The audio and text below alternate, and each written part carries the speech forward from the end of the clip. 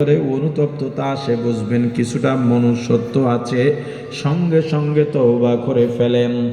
আর যদি দেখেন অন্যায় করার পর অনুতপ্ততা আসে না, বুঝে নিবেন আপনার মাঝে আর পশুর মাঝে কোনো ব্যবধান নাই।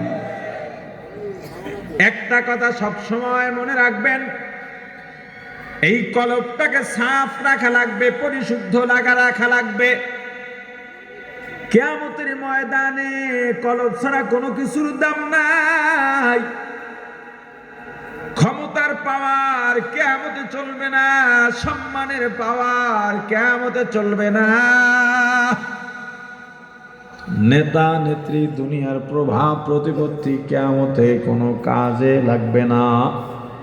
কিয়ামতে কাজে লাগবে এই পরিশুদ্ধ কলব। কি কাজে লাগবে? জোরে বলেন।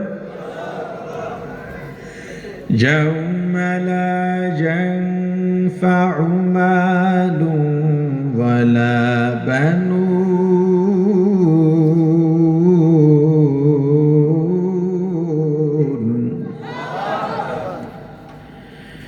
إلا من أتى الله